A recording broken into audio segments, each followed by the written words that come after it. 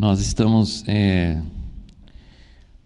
2 Reis 9, estamos vendo aí esse momento do juízo de Deus sobre a casa de Acabe, através de Jeú.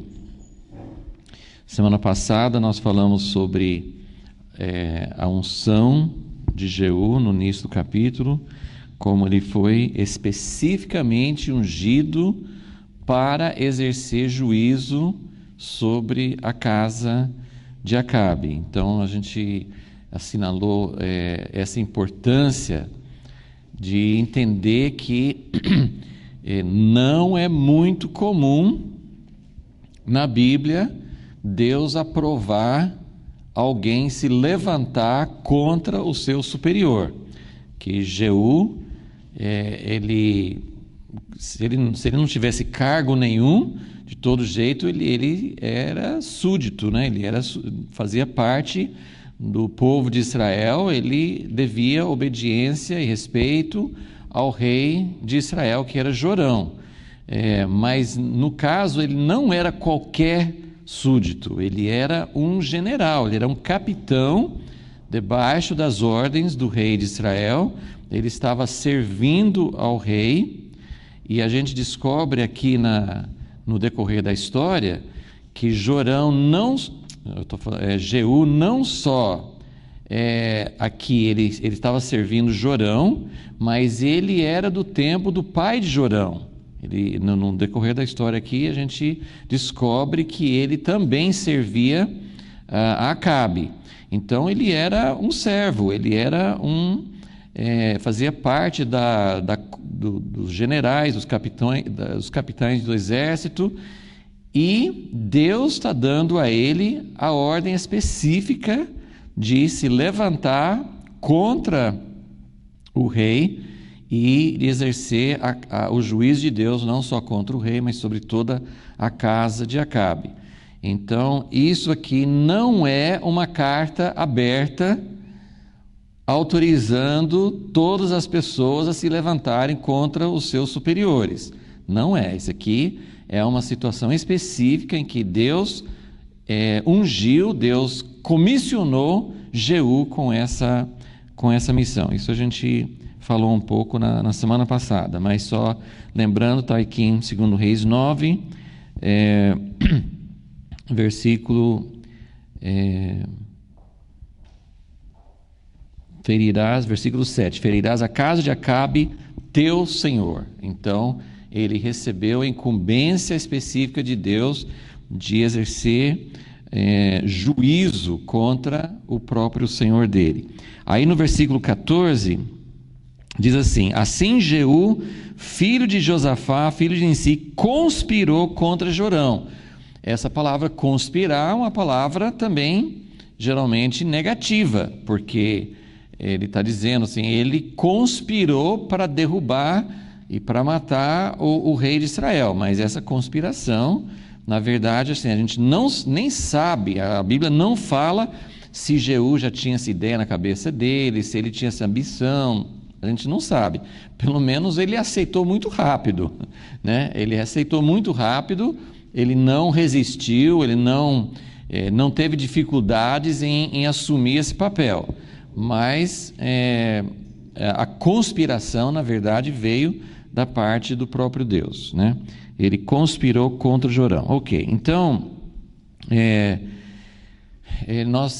agora nós vamos ver como Jeú exerceu essa missão que ele recebeu de Deus. É uma história triste, uma história difícil da gente ler. A gente não gosta muito de sangue, eu acho que ninguém gosta muito de ver sangue, de ouvir falar assim de morte, e não é uma nem duas mortes, né? São muitas mortes, mas nós estamos vendo isso aqui da perspectiva de Deus.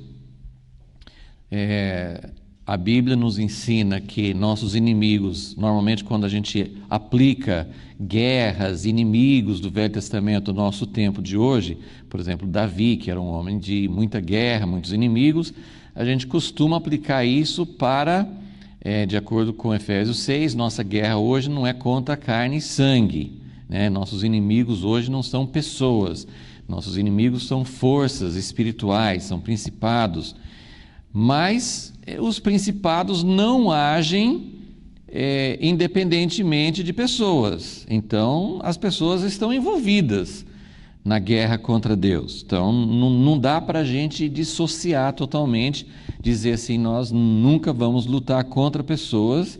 Assim, nosso foco não são as pessoas, mas as pessoas podem se aliar, podem ser parte da estratégia do inimigo.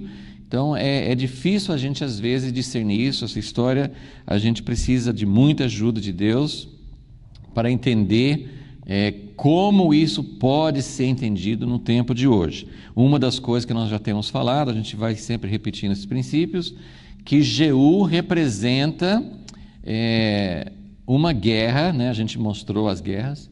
Eu estou tentando me lembrar daquela expressão que está lá no livro de Daniel, de que Deus tem o poder de colocar reis, tirar reis. Também no Salmo 2, quando o poeta fala que Deus está lá em cima rindo dos reis que estão se reunindo e tentando fazer coisas aqui embaixo. Eu acho que a autoridade de Deus nesse caso fica que ele usa os outros descendentes, os outros súditos para exercer o juízo dele. Ele é dono da sua vontade. Sim. Com certeza. Deus usa as pessoas, né? E tem pessoas do lado de Deus e tem pessoas do lado do inimigo, né? Agora, assim, a gente sempre tem que entender essa diferença de que nossa ira, a ira de Deus é contra o mal e não contra as pessoas em si. Deus sempre está tentando trazer as pessoas, como a gente tem mostrado, assim, o próprio Acabe se rendeu parcialmente a Deus. Deus está sempre tentando trazer as pessoas ao arrependimento, né? Então,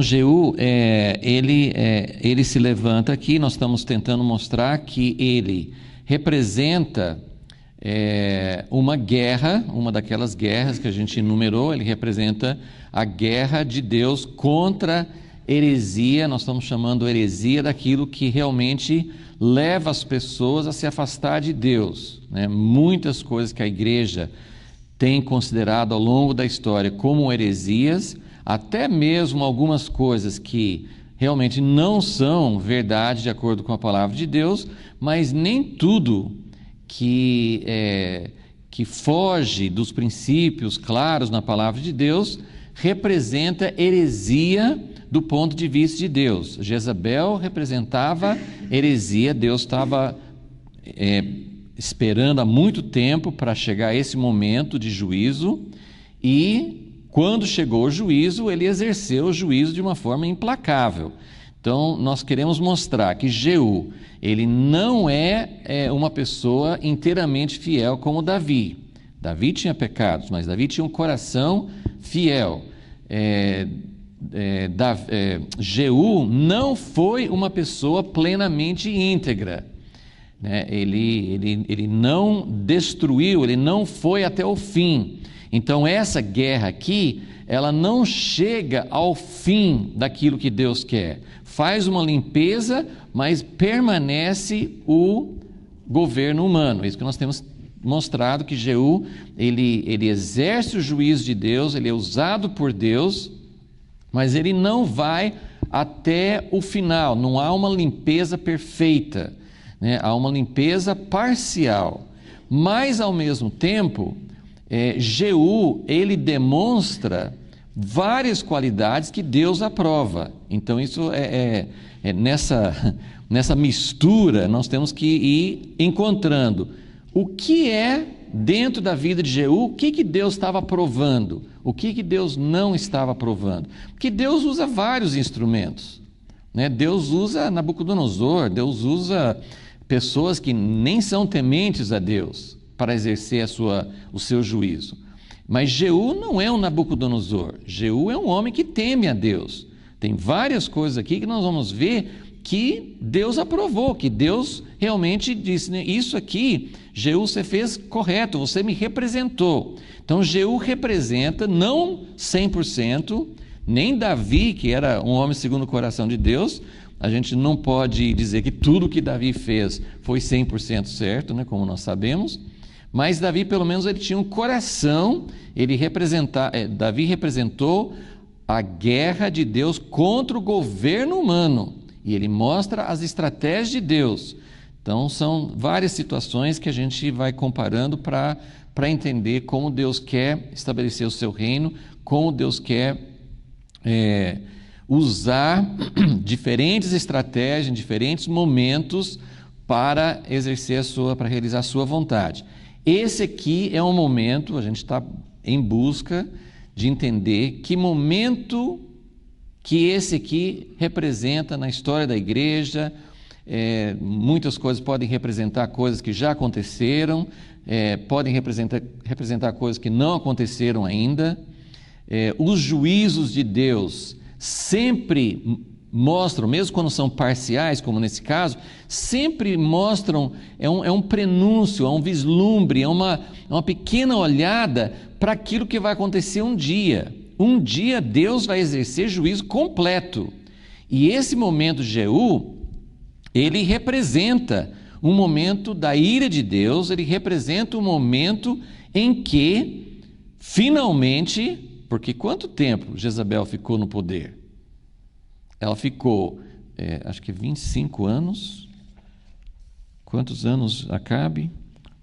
22 anos. 22 anos Acabe e Jezabel, mais 2 anos do primeiro filho, então são 24, mais 12 anos de Jorão. 24 mais 12, 36. 36 anos. Jezabel, vocês acham que isso é pouco tempo? É pouco tempo para... Assim, Deus está aguardando. Quanto tempo que Deus aguarda? Nós vamos falar um pouquinho sobre isso. Tem situações que Deus está tolerando muito mais do que 36 anos, né? Tem situações muito longas na história. E toda essa história da humanidade, Deus está esperando o momento para trazer juízo, limpeza e o reino dele. Deus aguarda, mas chega o momento. Deus é muito longânimo. Vá contando com a longanimidade de Deus, que um dia chega, e isso que nós queremos mostrar. Quando chega, porque tem esse contraste, parece uma contradição. Deus aguarda, Deus é longânimo, Deus é paciente, Deus espera. A gente fala assim: Deus, o Senhor não vai agir, o Senhor não vai agir, o Senhor não vai tomar providência. Para nós está demorando demais. E quando chega, a Bíblia fala que ele age rápido. Isso é rápido, Deus. Isso é rápido, mas quando Deus age, quando ele começa a agir, essa é a ideia do juízo de Deus. Deus espera, parece que nem vai agir, os ímpios vão ficando sem temor de Deus, a coisa vai piorando, todo mundo acha, não, Deus nem está ligando, talvez nem tenha Deus, né? Muitas pessoas nem acreditam que tenha Deus, e vai piorando, e vai piorando. Quando Deus resolve agir, ele age muito rápido. Então nós vamos ler essa parte aqui dessa primeira etapa da missão de Jeú, e depois nós vamos falar algumas coisas sobre esse juízo de Deus. Então, no versículo 14, logo depois que ele foi ungido, aqui fala que ele conspirou contra Jorão. Aí repete aqui no versículo 14 e 15, explica o contexto mais uma vez, que o rei Jorão, que estava nesse campo de batalha. Onde que está Jeú nesse momento? Ele está em Ramote de Gileade, onde, no território que hoje faz parte do país de Jordânia. Ele está do outro lado do rio Jordão. Eles estão lutando contra a Síria. O rei Jorão foi ferido no mesmo lugar onde o pai dele morreu, nesse campo de batalha, defendendo essa cidade, que Acabe morreu justamente numa batalha contra os sírios. Então, é no mesmo lugar, só que Jorão não morre, ele é ferido, mas não morre. Eu acredito que Deus queria que ele não morresse na batalha, mas, né, na verdade, assim, tem vários graus de juízo de Deus. Morrer na batalha é um juízo de Deus, mas é uma morte mais misericordiosa do que a morte que Jorão. Jorão vai ser executado por Jeú, quer dizer, ele não morreu na batalha porque ele tinha que enfrentar o juízo de Deus através de Jeú. Então, ele recebeu um juízo mais pesado. Então, Jorão tinha abandonado o campo de batalha, estava lá se recuperando da ferida, e o seu sobrinho, Acasias, que era rei de Judá, tinha ido para visitar Jorão, que estava com essa ferida. Então, os dois estavam lá em Jezreel. Então, só a gente quer assim, pegar algumas características, porque a Bíblia descreve, eu sempre acho importante a gente observar. A Bíblia descreve algumas coisas sem detalhes nenhum. Assim, então fulano levantou e matou o rei e toda a sua casa, não explica nada. Essa situação aqui de Jeú, a Bíblia descreve em muitos detalhes. Então, por quê? Porque é uma situação importante e tem detalhes que a gente deve aprender, deve extrair lições de Deus. Então, algumas coisas que nós queremos ver. Como que era Jeú? Até coloquei aqui no seu esboço, tem a estratégia de Jeú e as atitudes de Jeú. Que tipo de pessoa era Jeú? Porque a Bíblia descreve o caráter dele. Que tipo de pessoa era Jeú? Como que ele executou a missão de Deus, essa missão que Deus deu para ele? Então, ele era uma pessoa decidida. Eu sou rei? Ele não esperou, ele não ficou consultando, ele não ficou aguardando o que a gente faz. Se ele consultou com alguém aqui, não fala. Aqui tudo é rápido. Então, Jeú, ele é rápido, ele é decidido, ele é intenso. São atitudes que a gente tem que ver por que Deus escolheu Jeú. Deus escolheu uma pessoa específica, assim como ele escolheu Davi, uma pessoa específica para cumprir uma determinada missão. Ele escolheu Jeú com qualidades específicas. Que tipo de pessoa que ele quer para exercer o juízo dele? Que tipo de pessoa é para essa hora na história? Que tipo de pessoa que Deus vai usar? Ele é uma pessoa muito forte, ele é uma pessoa rápida, é uma pessoa que faz as coisas com todas as forças, ele não tem meio termo, ele não faz acordos, ele não deixa pela metade, e essas são coisas boas. Quando são feitas dentro da missão de Deus, são coisas boas. Todas as qualidades, né? A pessoa que é paciente, longânima, isso é uma virtude, mas pode ser um defeito, não é verdade? Tem momentos que você não devia ser longânimo, tem momentos que você não devia ser paciente.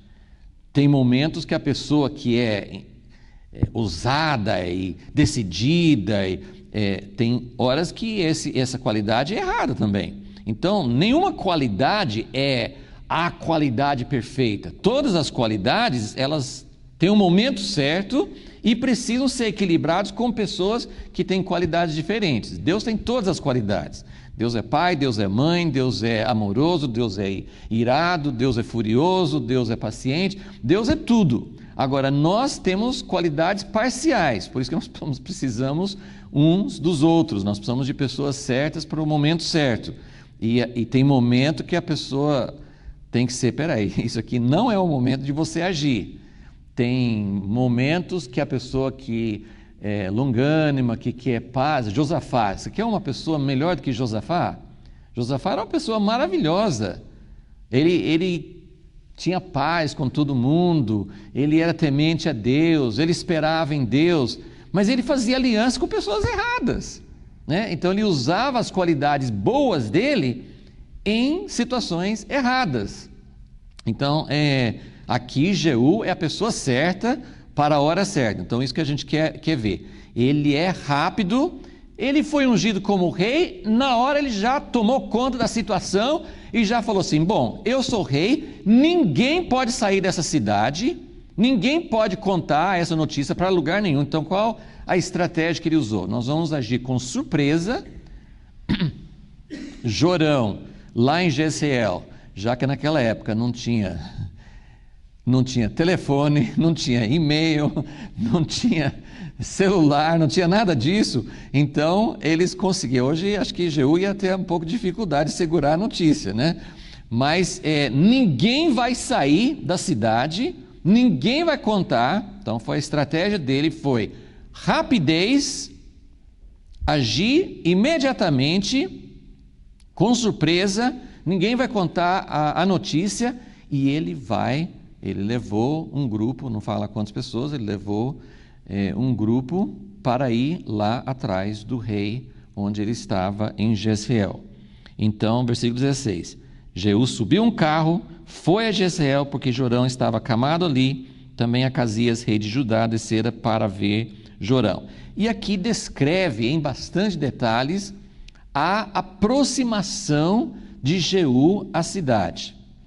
Então é bem interessante, tem várias coisas, como a gente sempre entende que todos os detalhes que a Bíblia conta, como eu falei, tem situações que a Bíblia não conta detalhe nenhum, só conta o resultado. Aqui conta em vários versículos como que ele foi chegando a Jezreel e como que tudo transcorreu. E muitas coisas a gente não sabe exatamente qual o significado, mas é sempre importante a gente buscar Deus. O que quer dizer tudo isso? Jorão, então, estava acamado, mas ele tinha um atalaia, tinha uma pessoa em cima de uma torre, esperando, né, vigiando, buscando assim no horizonte se estava chegando algum perigo. Então ele logo anunciou: vem vindo uma multidão. O atalaia, versículo 17, estava na torre e viu a tropa de Jeú. Vejo uma tropa. Olha, todo o exército de Israel, quer dizer, pelo menos o que eles tinham mobilizado, estava lá naquela cidade lutando contra a Síria.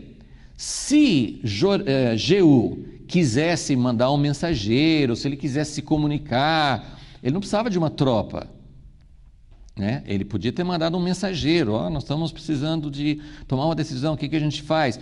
Mas Jeú está indo com uma tropa.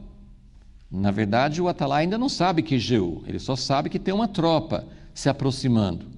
Então, Jorão, versículo 17, diz: toma um cavaleiro e envie-o ao seu encontro e pergunte: há paz? Tem paz? Você está vindo em paz? Né? Qual que é? Normalmente, mesmo um exército inimigo não faria nada com o mensageiro. O mensageiro, ele tinha segurança. É um mensageiro só. E então ele falou: manda um mensageiro e pergunte se está em paz. Mas toda essa história revela a natureza de Jeú. Jeú, ele não fala: vai lá, fala com ele que estou chegando para... O que Jeú ia falar? Ele fala assim: o que você tem a ver com paz? Você não tem nada a ver com paz. Isso aqui é uma palavra significativa, porque nós estamos falando sobre uma situação, e lembra que a gente quer entender Deus. A gente colocou aquela relação de guerras, né, que tem dentro do povo de Deus. Deus não quer divisões, Deus não quer guerras internas, mas esse aqui é uma guerra ordenada por Deus. Então, como a gente precisa entender a voz do Espírito Santo, como a gente precisa saber em que momento que nós estamos vivendo, como nós precisamos saber que tipo de situação é essa. Jeú está dizendo para o mensageiro: não tem nada de paz não, fica atrás de mim, fica quieto e fica atrás de mim, que você não tem que mandar mensagem nenhuma para o seu Senhor, e não tem nada de paz aqui. Aí o atalaia lá falou com o rei: olha, o mensageiro chegou lá, mas não voltou não. E Jorão, ou ele é muito ingênuo, ou Deus permitiu, Deus, assim, isso eu acho que não seria uma coisa normal, porque se tem uma tropa que está vindo, ele manda um mensageiro, e quem quer que seja lá não deixa o mensageiro voltar, tem alguma coisa suspeita, não tem? Mas Jorão só fala assim, manda outro mensageiro, vamos tentar tudo de novo. Aí,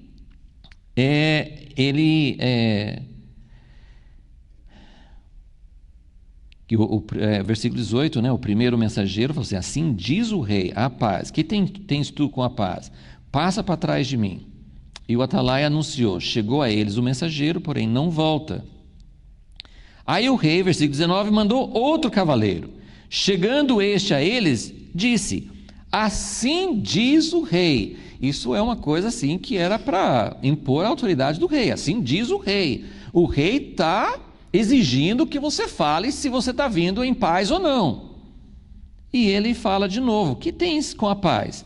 Passa para trás de mim.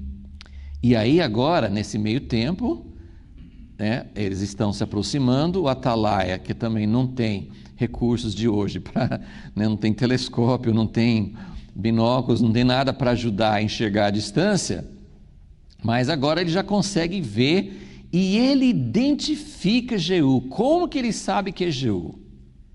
Ele não vê a fisionomia, ele não sabe, né, mas ele diz, também, versículo 20, também este chegou a eles, porém não volta.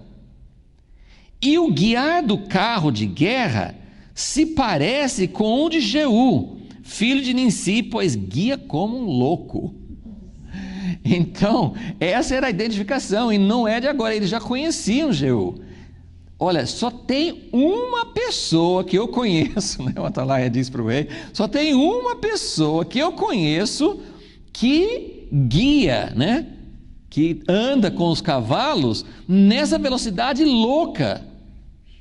Tem que ser Jeú. Bom, o que Jorão tinha? Então, primeiro assim, nós estamos tentando ver quem é Jeú. Jeú ele é louco. Agora, é só para a gente entender, essas palavras são interessantes. A palavra louco aqui é a mesma palavra que usou no início do capítulo sobre aquele profeta que entrou lá e saiu correndo, e depois eles perguntaram para o Jeú, o que esse louco veio fazer aqui? É a mesma palavra. O profeta era louco e Jeú era louco, né? Então, é a mesma palavra, são pessoas assim, que... qual que era a loucura deles? Eles não ligam para outras coisas.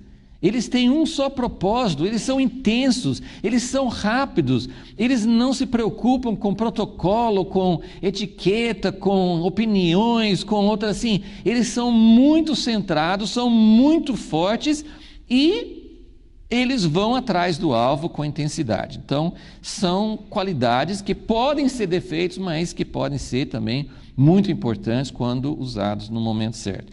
Então, Jeú, ele está indo como um louco atrás do objetivo de Deus.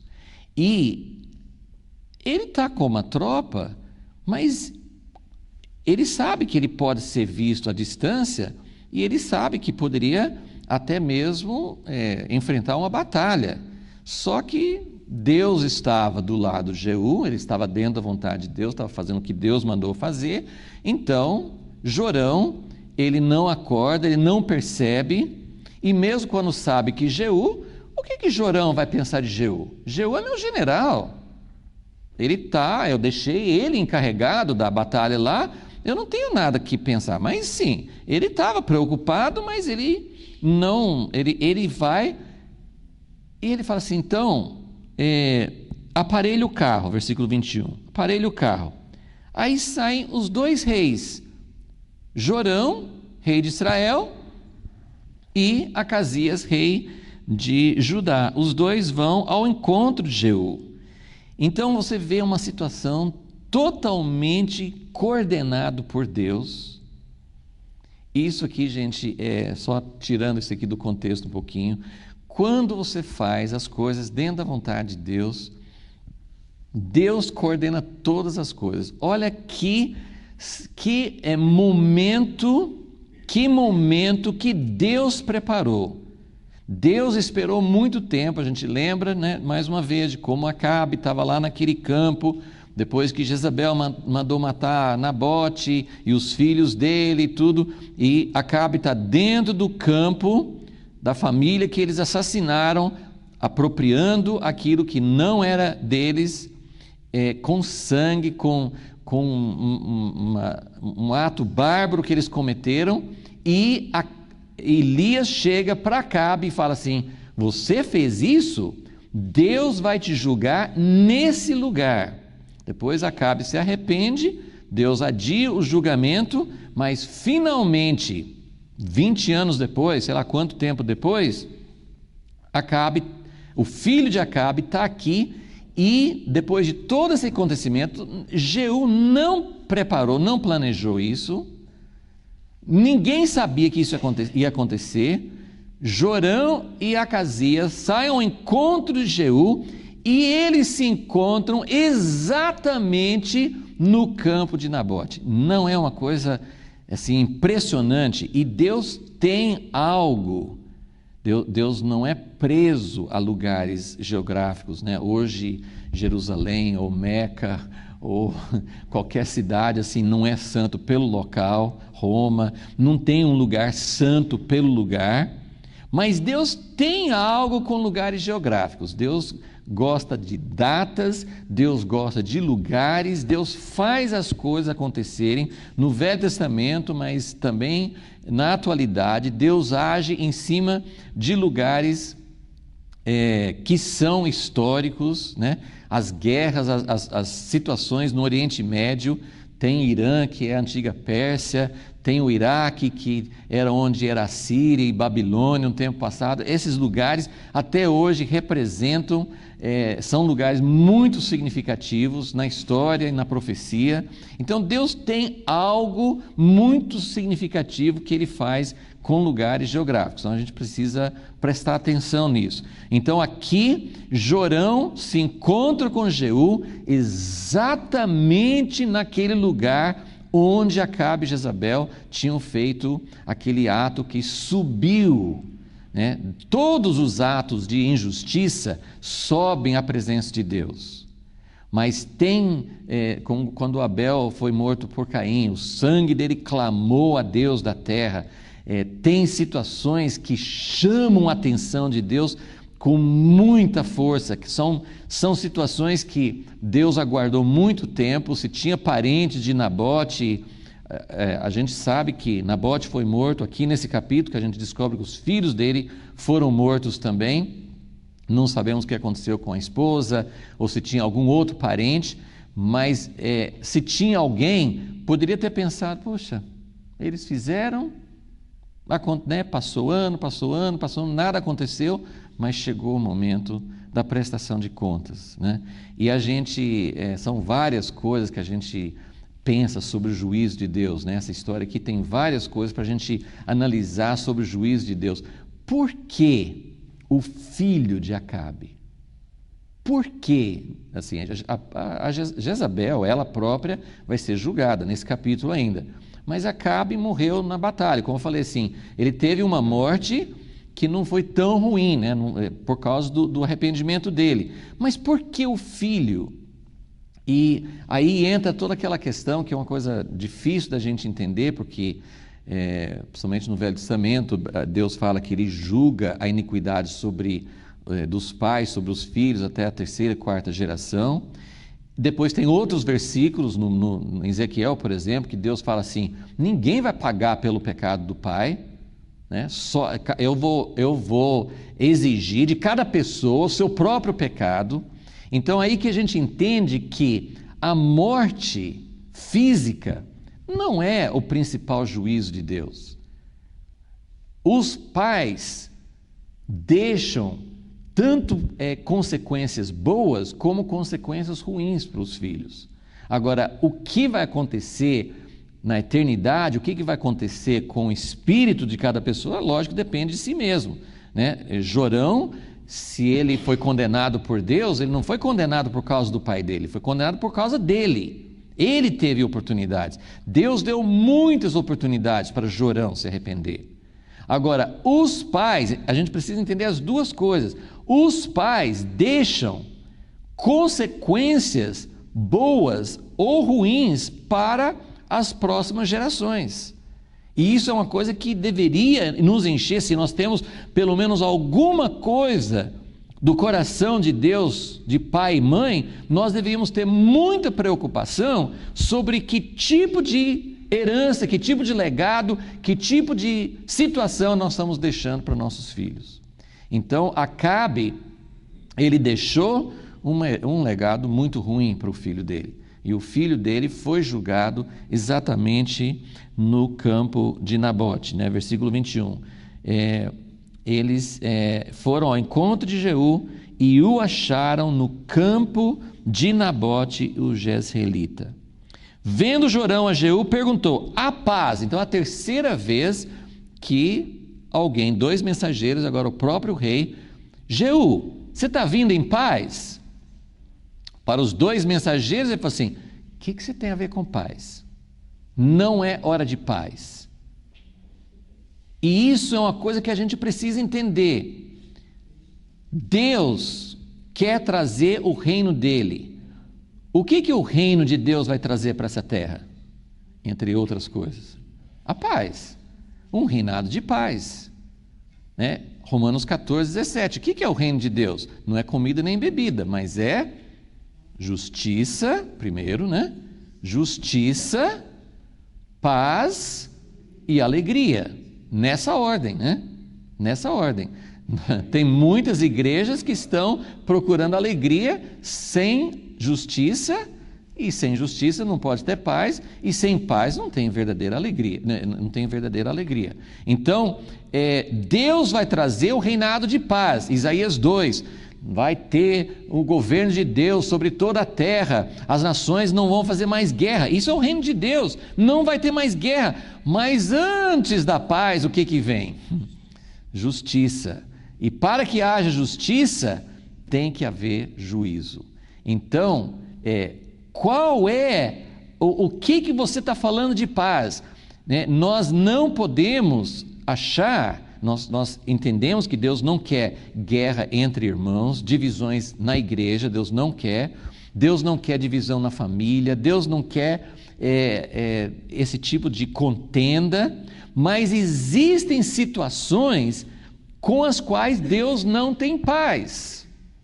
E então é isso que nós precisamos entender. Nesse momento, né, esse aqui é o momento, a gente tem usado a expressão kairos, né? Tem um momento kairos. Deus espera muito tempo, às vezes Deus não está agindo. Aí Deus, por exemplo, liberta o povo do Egito, depois de 400 anos. Então Deus esperou. Finalmente Deus tem um momento que Deus age, momento que Deus liberta, um momento que Deus traz alegria, que traz avivamento, que traz cura. Em muitas situações na nossa vida, ou na vida da igreja, ou em gerações, que demora muito, mas Deus tem um momento kairos. E a gente usa isso muito para coisas boas. Esse aqui é um momento kairos para juízo. Chegou o momento do juízo. Chegou o momento que não é para ter paz. Lembra como nós vimos Eliseu? Eliseu trouxe paz. Ele não brigava com os reis, o rei de Israel. Ele ajudou a ter paz com a Síria. Houve, durante todo esse tempo de Eliseu, antes desse momento, Eliseu estava agindo para que houvesse um período de oportunidade. Mas tinha que vir o momento da decisão. Então, esse é o momento em que a gente não pode tirar as coisas do contexto, a gente não pode aplicar isso em todas as situações. Nesse momento, era o momento de juízo. Nesse momento, Deus falou assim: não tem paz, né? Como fala em Isaías, não tem paz para o ímpio, não tem paz. E antes, Jeú tinha falado com os mensageiros: o que você tem a ver com paz? Não é momento de paz. Agora, com o rei, ele explica. Versículo 22. A paz, Jeú? Respondeu ele: que paz, enquanto as prostituições da tua mãe Jezabel e as suas feitiçarias são tantas. Então Jeú, ele reconhece que a causa não é Jorão, mas Jorão é responsável porque ele deixou. Nós temos exemplos, a gente não quer tomar tempo aqui, mas existem exemplos. Por exemplo, nós temos o rei Asa, lembra Asa, pai de Josafá? Asa tinha também uma mãe terrível, ela não era mãe, né? era avó também, mas ele tinha uma avó, rainha, né? Que tinha ficado, né? A esposa de Roboão, que tinha idolatria, que fazia coisas terríveis contra Deus. O filho dela não tomou posição contra ela. Tem Roboão, aí vem o filho dele, Abias, depois o neto dele, Asa.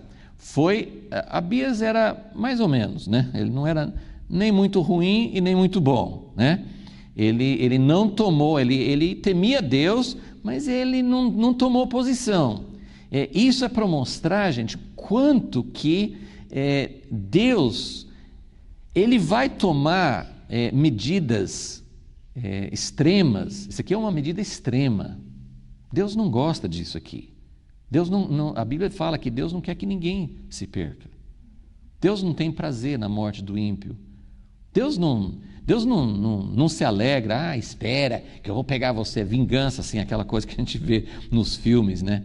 Espera aí a pessoa entra com vingança e celebra e faz tudo assim. O próprio Jeú, ele é difícil da gente, assim, porque ele faz um monte de coisa, depois ele faz uma festa e come. Como que alguém pode comer e celebrar depois de ver tanto sangue, né? Então, mas Deus não é assim. Deus não se alegra com sangue. É a medida extrema. Por que chega nessa medida extrema? Porque nós não tomamos as medidas antes. Era para ter tomado medidas severas contra o pecado antes. Isso vale para a nossa vida, porque, em primeiro lugar, essa aplicação de Deus fazer limpeza na igreja, para Deus julgar, primeira aplicação que todos nós podemos fazer é na nossa vida. Nós temos Jezabel aqui dentro. Nós temos Saul aqui dentro.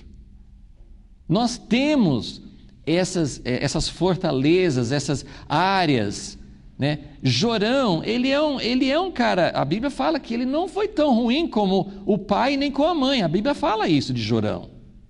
Ele não fez o que era certo diante de Deus, mas ele não foi tão longe, né? Porque, né, a Bíblia compara os reis, né? Então, ele não foi tão ruim. Mas por que ele chegou nesse ponto aqui? Porque, como Jeú falou, a tua mãe continua. Asa tirou a mãe dele, destruiu a avó dele, tirou a imagem que ela fez. Jorão, ele fez uma coisa, no início do reinado dele fala que ele tirou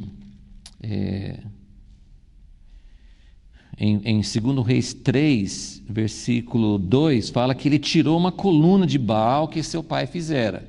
Ele fez uma coisa, mas foi muito tímido, muito incompleto. Então, nesse momento, quando Jeú chega para ele, a paz, Jeú. Ele fala assim, como que pode ter paz? Quando sua mãe continua no poder, continua exercendo sua influência, continua trazendo prostituição espiritual, né, idolatria e provavelmente, literalmente, prostituição, imoralidade também, porque os cultos pagãos eram cheios de imoralidade e feitiçarias. Então, aí Jorão finalmente entendeu, o negócio aqui está feio. Ele demorou para entender, né? Aí ele virou o carro dele, né, com os cavalos, né? Ele virou, voltou-se Jorão, versículo 23, e fugiu e clamou a Acasias, a traição a Acasias. Traição é o contrário de paz, né? Paz é harmonia, lealdade, né? E Jeú está falando assim, não tem paz, não tem lealdade aqui. Eu não estou aqui como um servo fiel seu, porque aqui tem algo muito sério contra Deus, então nós não podemos obedecer. Então existe um momento em que nós precisamos não aceitar uma autoridade que não vem de Deus sobre nós, mas precisa ter muito entendimento quando e como fazer isso, né? Jeú recebeu uma comissão específica, é muito sério isso aqui. Mas a traição a Casias, versículo 24, então Jeú entesou seu arco com toda a força. Então isso aqui é Jeú, ele dirige com loucura, agora ele vai esticar assim, ele não faz mais ou menos, nada do que Jeú faz é mais ou menos, ele faz com toda a sua força, porque isso aqui Deus definiu. Gente, Deus demora, existe mistura. Quando é inimigo de Deus declarado, porque isso aqui é dentro do povo de Deus.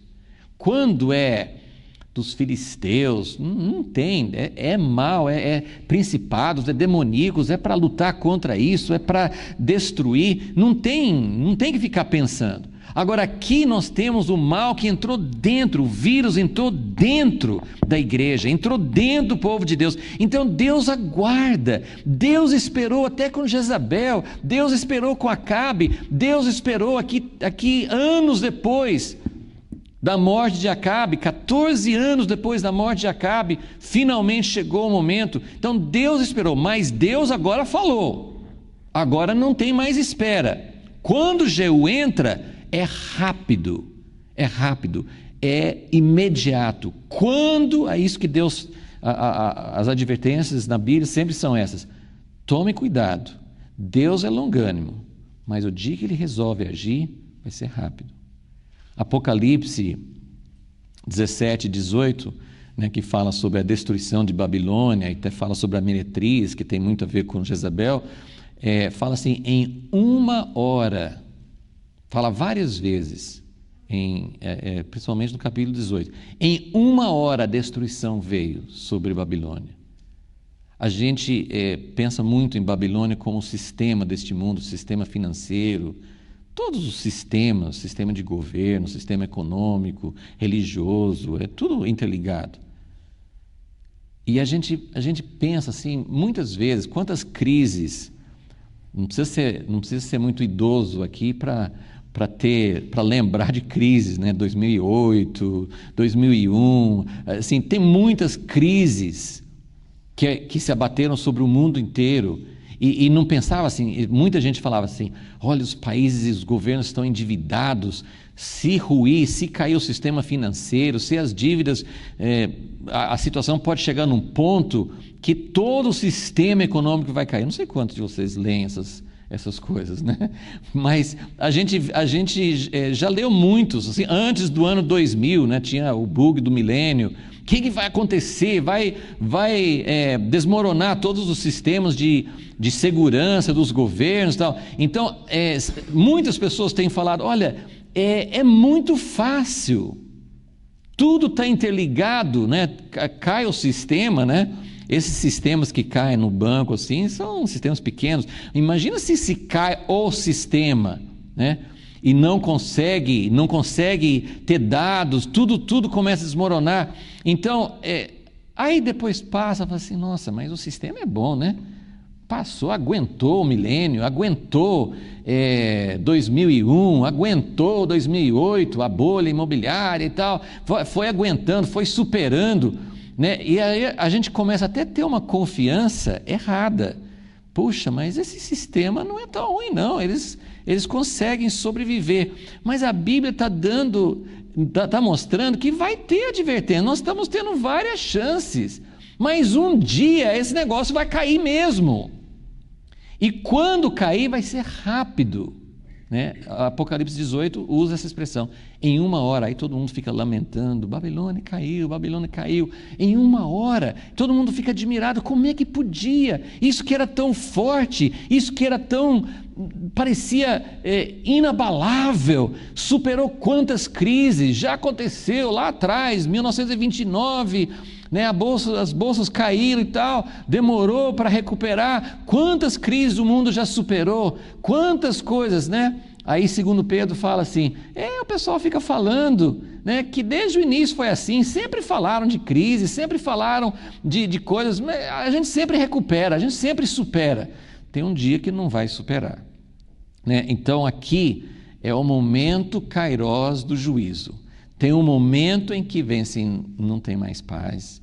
Esse aqui é o momento, Deus identifica, então aqui tem vários aspectos. Um é essa questão de que Deus, quando Ele age, Ele vai agir rápido. Ele demora muito para nós, né? Eu gosto sempre de lembrar de Abacuque 2, né? Porque é sempre aquela assim, você lê Abacuque 2 e você pensa assim, não,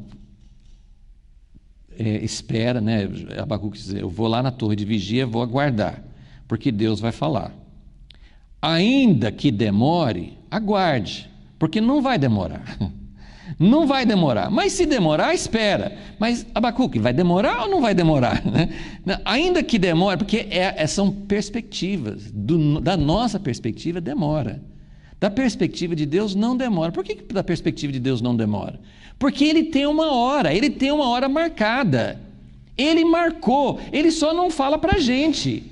Então Deus marcou a hora, para Deus não está demorando, porque Ele marcou uma hora. Ele marcou o tempo do juízo. Agora, esse tempo do juízo, que Deus sabe qual é, até dentro do próprio plano de Deus, Deus pode mudar, como Ele mudou com Acabe. Ele falou com Acabe, você vai morrer nesse campo. Aí Acabe se arrependeu, falou assim, volta lá e fala assim, ele não vai morrer no campo, Deus vai adiar, vai acontecer no filho dele. Então, Deus demora, mas quando Ele age rápido.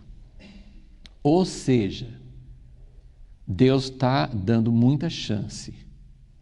Mas quando Deus começar a agir, não vai dar tempo de você mudar naquela hora. Não dá tempo. O tempo que Jorão teve. Peraí, Jeú, eu vou tirar minha mãe. Não, aqui agora não dá mais tempo. Não dá tempo. Quando Deus começa a agir, não dá mais tempo. Quando Ele começa a agir, que Ele não fala quando, Ele vem como ladrão de noite, porque a gente não sabe quando Ele começa a agir, Ele vai agir rápido. Então,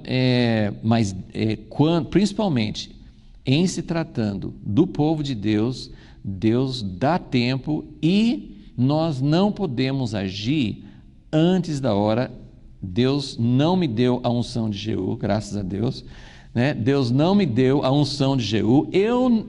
As pessoas não tomam essa unção sobre si mesmas, porque tem pessoas que se levantam autoproclamadas profetas. Não existe isso no propósito de Deus.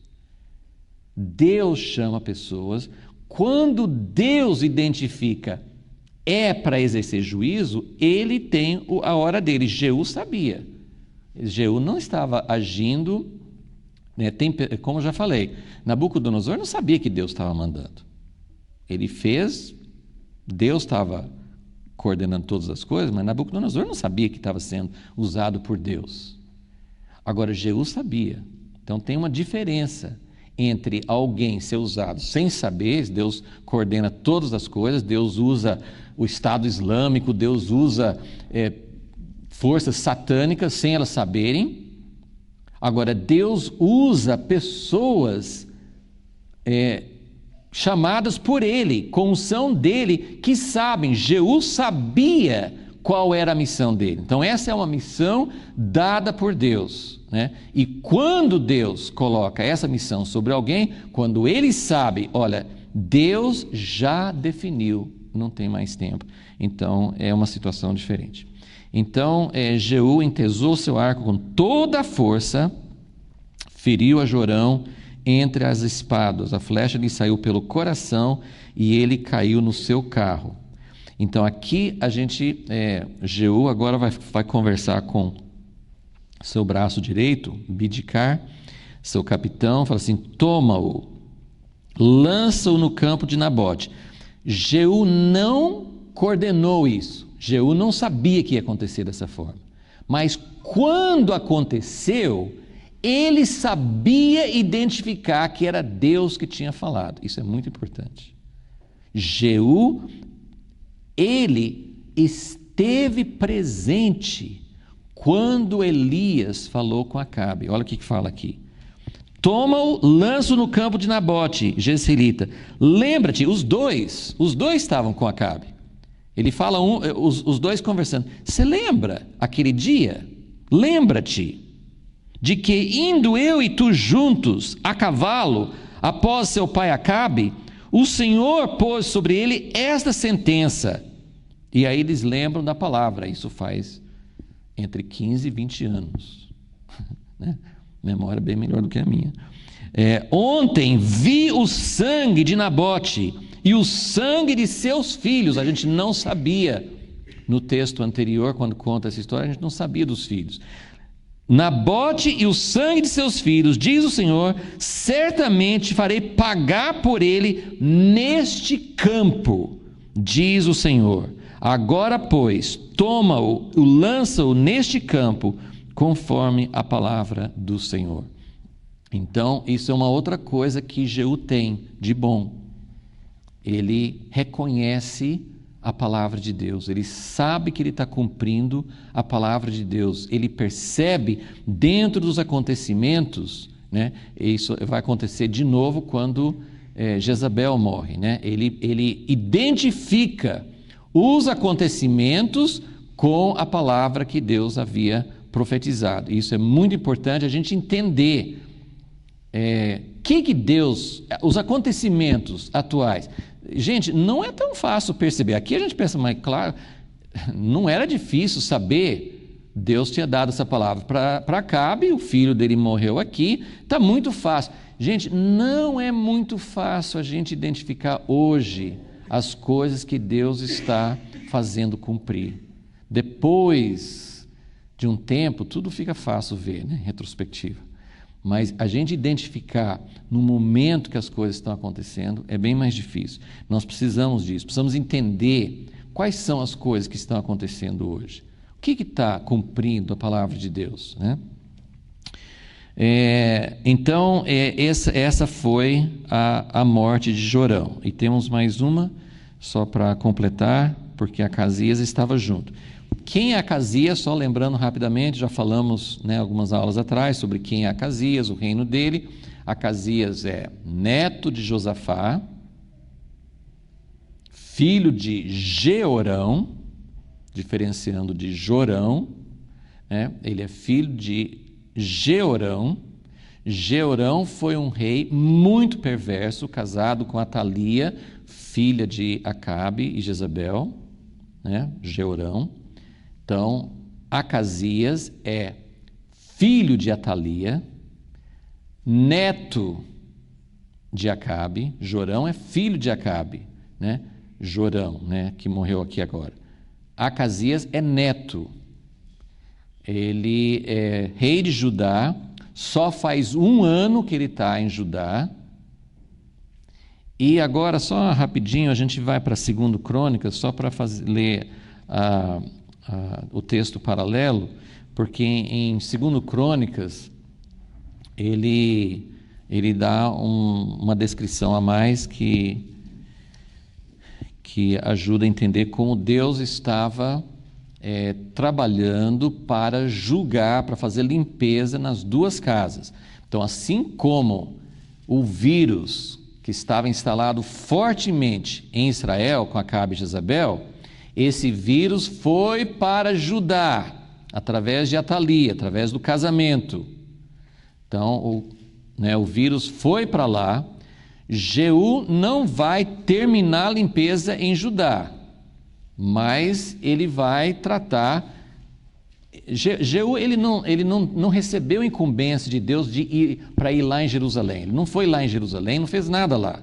Mas Acasias, rei de Judá, foi para Israel.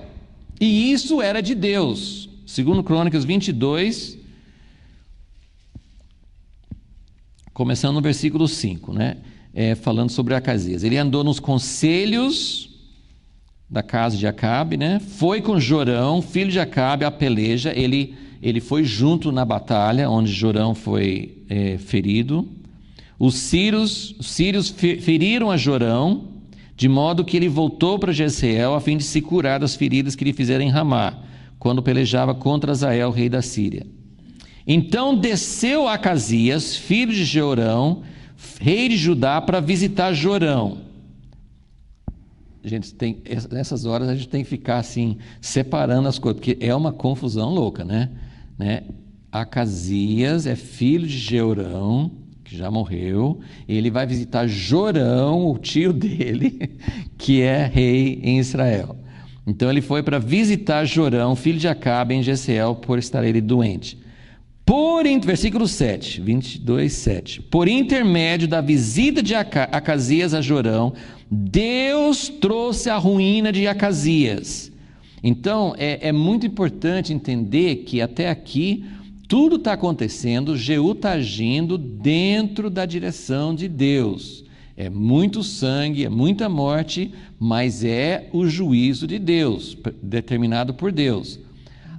E Deus está fazendo um jogo, se eu posso usar essa expressão, ele está exercendo um juízo que é bem perigoso, porque nós já mostramos esse quadro. Lembra? Josafá tinha vários filhos, todos foram mortos por Jeorão, ele matou os próprios irmãos. Aí depois vieram os filisteus, alguns inimigos, e levaram embora todos os filhos de Jeorão. Então primeiro, Jeorão ficou só entre os irmãos dele. Aí, dos filhos de Jeorão, só sobrou Acasias, porque os inimigos levaram todas as mulheres e os filhos de Jeorão embora. Então Acasias é o único filho de Jeorão, e ele só reinou 1 ano. E ele é morto por Jeú. Então, o último filho de Jeorão é morto, mas ele tem um filho também. Só que o filho dele é pequenininho. E a mãezinha de Acasias vai matar todos os netos dela. E só não matou todos porque Deus preservou um. Então, Deus está agindo para fazer uma limpeza e quase acabou com a descendência de Davi, porque tem que acabar com o vírus, mas não pode acabar com a descendência de Davi. Deus prometeu para Davi. Não pode, tem que ficar uma lâmpada, tem que ficar uma descendência, Deus prometeu para ele. Então, a limpeza é como uma pessoa com câncer, quase que mata a pessoa, mas tem que tirar o câncer. Então, é uma coisa muito séria, porque está fazendo uma limpeza radical, está fazendo uma limpeza drástica. Então, versículo 7, por intermédio da visita de Acasias a Jorão, Deus trouxe a ruína de Acasias. Quando Acasias chegou, saiu com Jorão contra Jeú, que nós já lemos essa parte, a quem o Senhor tinha ungido para destruir a casa de Acabe. Então aqui nós temos a confirmação que Deus deu essa missão para Jeú.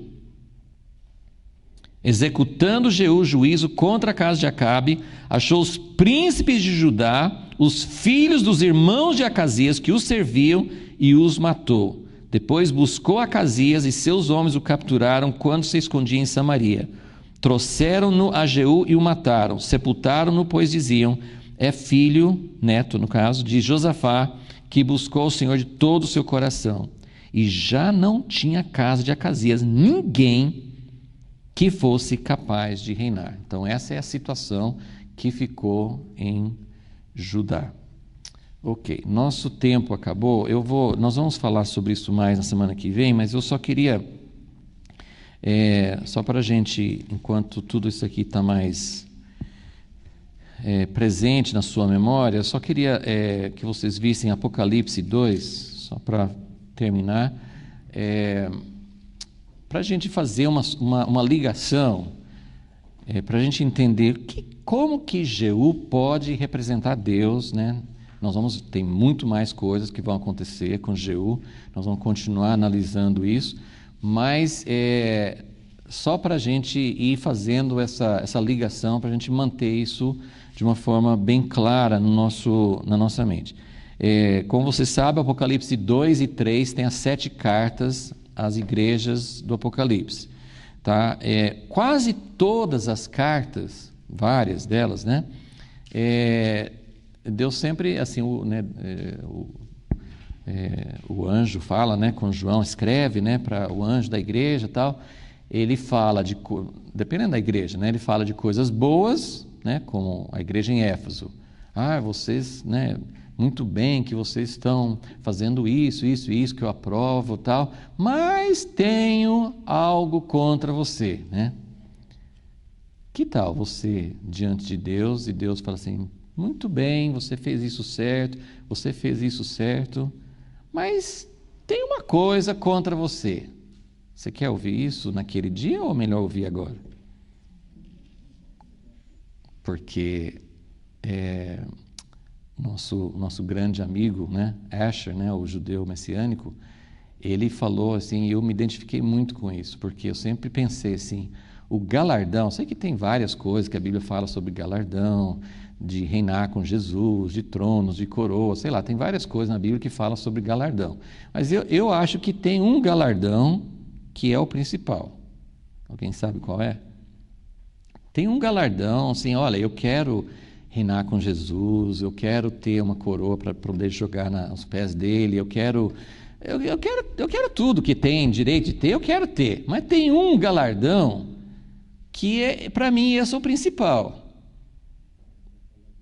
É quando ele chama os servos diante dele e fala assim, muito bem, servo bom e fiel. Gente, eu acho que não tem nada que pode se comparar com isso. Agora, o Asher falou assim, eu preferia pelo menos passar algumas horas ou dias no inferno do que ouvir.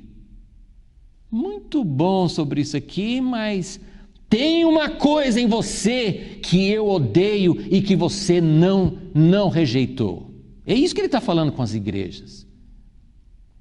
Você já pensou chegar diante de Deus e ele assim, ele pode falar muito bem que você fez isso, você foi fiel nisso, mas se ele falar, tem uma coisa, se você ler as cartas aqui, tem coisas que ele fala, a visão, começa no capítulo 1, a visão de Jesus como aquele que tem fogo nos olhos. E quando ele fala muito bem sobre isso e isso, mas eu tenho algo contra você, gente, parece que desfaz tudo que ele falou antes. Eu sei que não desfaz, mas eu quero dizer, assim, é o sentimento, né? É a percepção que a gente tem. Quando ele fala assim, a igreja de Éfeso tinha tanta coisa boa, mas quando ele fala assim, mas eu tenho algo contra você, só uma coisinha, só tem uma coisinha. Você deixou primeiro o amor, pronto, acabou tudo. Para mim, assim, não adianta ter falado muita coisa boa. E então, nessas igrejas, assim, eu queria só falar sobre essa atitude de Jeú. O que nós podemos aprender?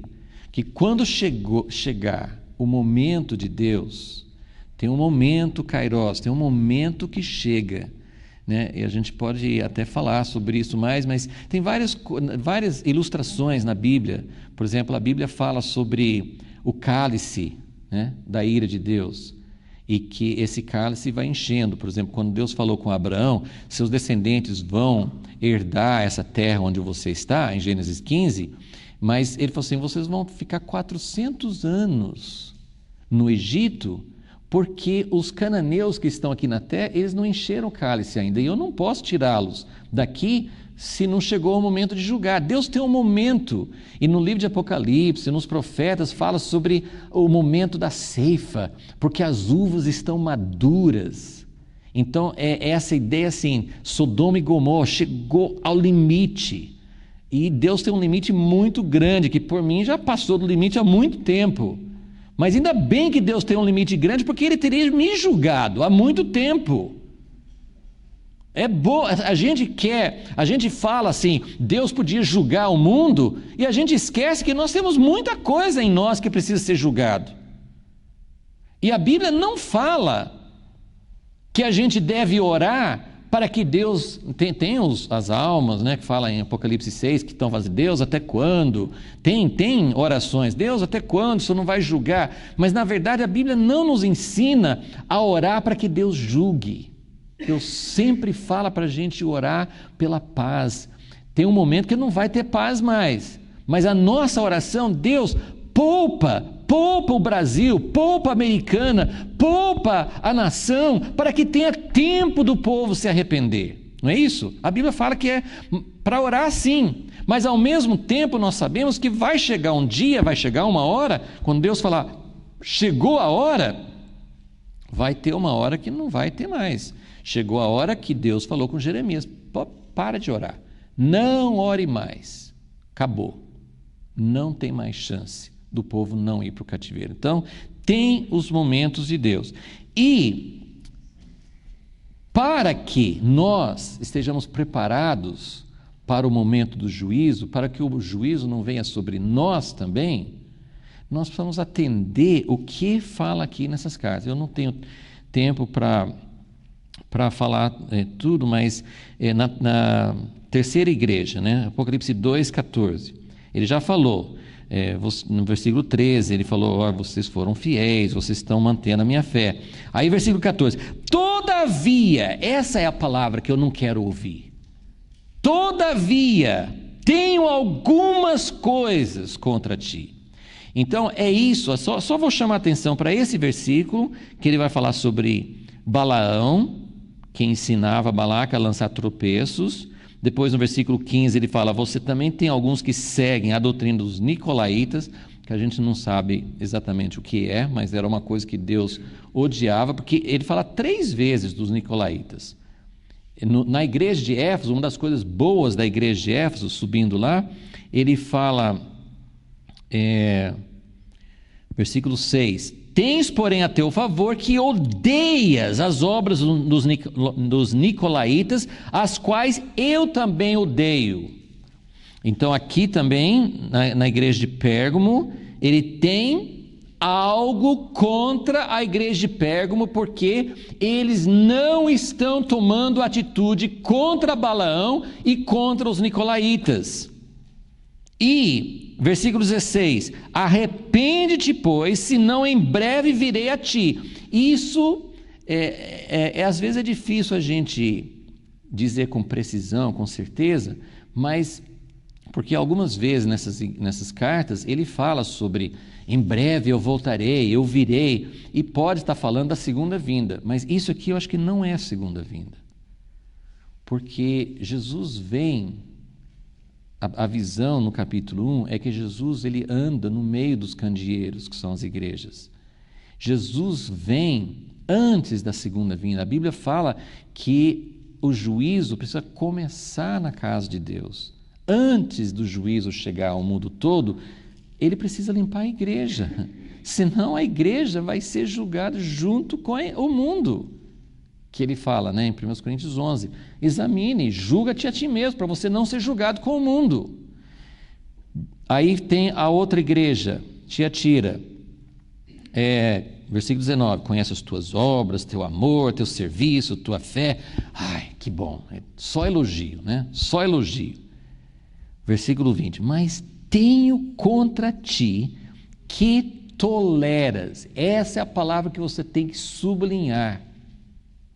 Porque não é para tolerar. Existem coisas que nós temos que tolerar, nosso irmão, os defeitos, porque nós temos muitos defeitos, tem muita coisa que a gente precisa aprender a viver em paz, a não fazer questão de divisão, de coisas assim, mas tem algumas coisas que não é para tolerar. Eu tenho contra ti que toleras. E quem é que está tolerando? Jezabel. Então, nosso tempo acabou, mas é só para dar um vislumbre de como essa atitude de Jeú, de intolerância, de ir com toda a força dele, de acabar com toda a casa de Acabe, de não fazer trégua, isso, no momento certo, do jeito de Deus, é uma coisa muito importante. E nós precisamos aprender a ter isso em relação ao pecado na nossa vida, em relação à mornidão, em relação à idolatria, em relação a um coração que não é totalmente para o Senhor.